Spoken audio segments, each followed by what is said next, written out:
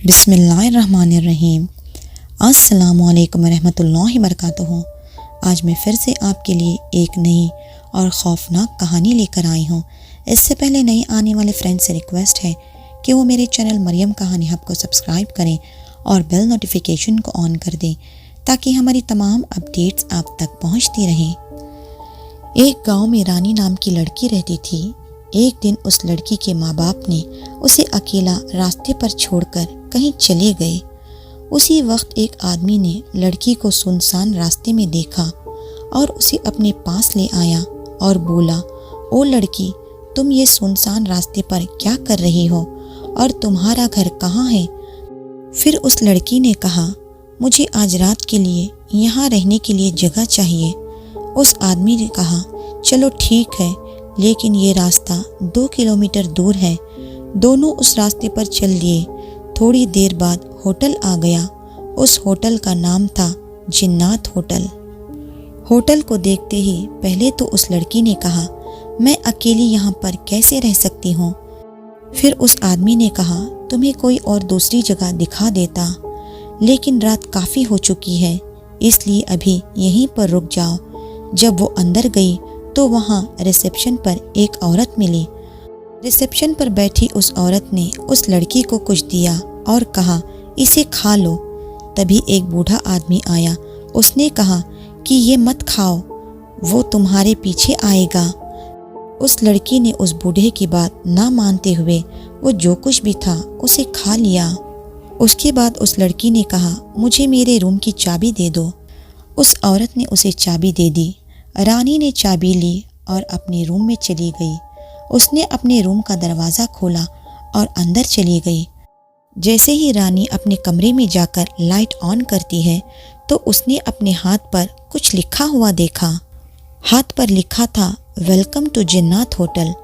रानी सोच में पड़ गई कि उसके हाथ पर ऐसा कैसे लिखा हो गया। वॉशरूम जाकर रानी ने अपना हाथ धोया और सारी बातों को इग्नोर करते हुए सीधे बेड पर सोने के लिए चली गई। वो नहीं जानती थी कि इस रूम में आना उसको कितना भारी पड़ेगा। रानी सो ही रही थी कि अचानक उसने दरवाजे के पास किसी के चलने की आवाज़ महसूस की, लेकिन रानी को लगा कि शायद वो वहम होगा।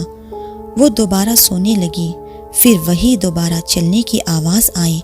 उसने दरवाज़ा खोला, लेकिन वहाँ पर कोई नहीं था। रानी लाइट ऑफ करके सोने लगी तो फिर वही आवाज़ दरवाजे के पास आ रही थी। ऐसा सारी रात चल रहा था। रानी को समझ नहीं आ रहा था कि आखिर ये किसके कदमों की आवाज़ आ रही है। फिर से रानी ने दरवाज़ा खोलकर देखा तो इस बार उसने एक साये को देखा। वो उस साये के पीछे चलती जा रही थी और चलते चलते उसने अचानक देखा कि होटल थोड़ी सी देर में सुनसान हो गया। उसे समझ नहीं आ रहा था थोड़ी सी देर में होटल सुनसान कैसे हो गया। फिर तभी उसका फ़ोन बजा। जैसे ही उसने फ़ोन उठाया उसमें से एक आवाज़ आई, वेलकम टू न्यू जिन्नात। रानी और फिर से फ़ोन काट देती है। रानी ने दोबारा उसी नंबर पर कॉल की तो फ़ोन बंद बता रहा था। इतना सुनते ही रानी कमरे से भागने की कोशिश कर रही थी, लेकिन वो बाहर नहीं आ पा रही थी। इसी बीच रानी को किसी के ज़ोर ज़ोर से सांस लेने की आवाज़ आई। वो बहुत डर कर कांपने लग गई। जैसे ही वो फिर से भागने लगी, अचानक वो एक लड़के से टकरा गई।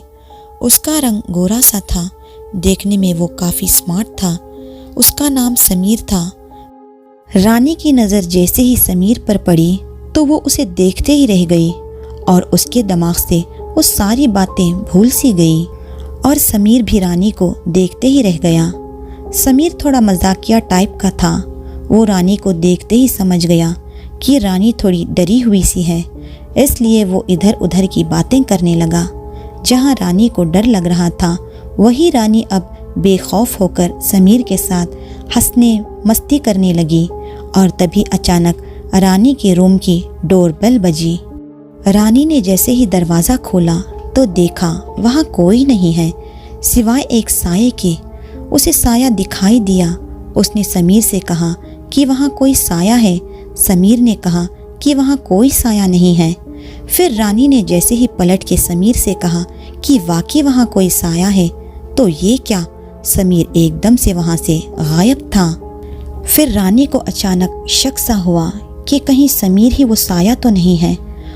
वो भाग के रिसेप्शन पर पहुंची तो रिसेप्शनिस्ट ने कहा कि समीर उस होटल का मालिक था जो 2 साल पहले होटल में लगी आग से मर गया था, और वो आदमी जिसने रानी को होटल तक पहुंचाया था वो भी मर गया था। वो भी उस होटल में लगी आग से मर चुका था। रानी को यकीन नहीं हुआ कि समीर ही वो साया है। अब रानी सोच रही थी कि इन सब से कैसे बचा जाए, और इस उलझी हुई होटल से निकलने के लिए वो उस होटल के चारों तरफ भागती रही, लेकिन उसे कोई रास्ता बाहर निकलने का दिखाई नहीं दे रहा था। थक हार के फिर से रानी उसी रिसेप्शन पर गई ताकि वो उस लड़की से कुछ और पूछ सके, लेकिन ये क्या, इस बार रानी ने देखा वो लड़की भी वहाँ से गायब थी। इधर उधर नज़र दौड़ाने पर उस लड़की की तस्वीर एक दीवार पर टंगी हुई दिखाई दी, जिस पर उसके जन्म से मौत तक की तारीख लिखी हुई थी। ये देखकर रानी और भी पसीने में नहाई जा रही थी। रानी वहीं बेबस होकर अपना सर दोनों पैरों के घुटनों के बीच में रख के रोई जा रही थी, तो एक बूढ़ा आदमी उसके सामने आकर खड़ा हो गया, कहने लगा। तो रानी फौरन देखने लगी कि कौन है। वो बूढ़ा देखने में ऊंचा लंबा था और चेहरे पर लंबी सी सफ़ेद दाढ़ी भी थी। वो बूढ़ा शख्स कुछ कहने की कोशिश करता, इससे पहले उसके पीछे समीर आकर खड़ा हो गया। फिर वो बूढ़ा चिल्लाकर कहने लगा, ये मेरा होटल है और इसके नीचे मेरा परिवार का मकाम था। काफ़ी अरसे पहले की बात है, इस समीर के दादा ने ये जगह ख़रीद ली थी। फिर तब मैंने कहा, ये हमारा मकाम है और तुम यहाँ से चले जाओ, वरना मैं तुम्हें मार दूंगा। फिर समीर के दादा मेरे पास रोए और गिड़गिड़ाने लगे कि मैंने अपनी सारी जमा पूंजी इस जगह को ख़रीदने में लगा दी। अगर तुमने ऐसा किया तो मैं और मेरा परिवार कर्ज के बोझ तले दब के मर जाएंगे। आखिर तुम्हारे भी बच्चे हैं। तो मुझे समीर के दादा पर रहम आया और मैंने कहा, ठीक है, लेकिन तुम यहाँ जो भी चीज़ बनाओगे उसका नाम जिन्नात से शुरू होगा। तो उन्होंने एक होटल बनाया और उसका नाम जिन्नात होटल रखा। ये सिलसिला समीर के दादा और उसके बाबा ने बखूब निभाया, लेकिन जब इस होटल की जिम्मेदारी समीर को मिली तो समीर ने इसे जुआ, शराब और जिनाकारी का मकाम बना दिया, जिसकी वजह से मैं बहुत गुस्से में आकर इस होटल में इलेक्ट्रिक शॉर्ट सर्किट का सहारा लेकर आग लगा दी। उसी में समीर भी जलकर मर चुका है। इस होटल का नाम तो जिन्नात होटल है, लेकिन जब से वो हादसा हुआ अब यहाँ जिन्नात और बदरू दोनों रहते हैं। समीर भी एक रूह बन चुका है, वो भी बुरी वाली रूह। यहाँ की बाकी रूहें समीर का कहा सुनती हैं और जो लोगों को गुमराह करके उन्हें यहाँ लाती हैं और लोगों को मार देती हैं। ऐसा करके यहाँ बहुत सारी काली रूहें मौजूद हैं।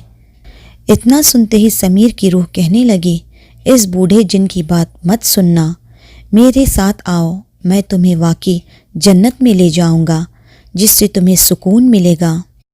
डर के मारे रानी वो बूढ़े जिन्नात और समीर दोनों से दूर भाग रही थी ताकि उसे कोई मदद मिल सके।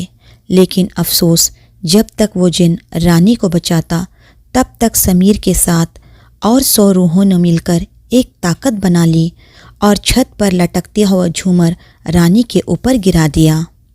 रानी तड़प रही थी तो समीर की रूह कहने लगी, बस थोड़ा सा दर्द सह लो, तुम्हें सभी दुखों से आज़ाद कर दूंगा और तुम हमेशा के लिए हमारी दुनिया में आ जाओगी। देखते ही देखते रानी ने अपना दम तोड़ दिया और वो समीर की दुनिया में जा मिली जो जिन्नात की होटल में थी। रानी की मौत के बाद वो होटल गायब हो गया और अपने अगले शिकार की तलाश में लग गया। स्टोरी कैसी लगी कमेंट सेक्शन में ज़रूर शेयर करें। इंशाअल्लाह जल्द मिलते हैं एक नई वीडियो के साथ। जज़ाकल्लाहु खैरन कसीरा।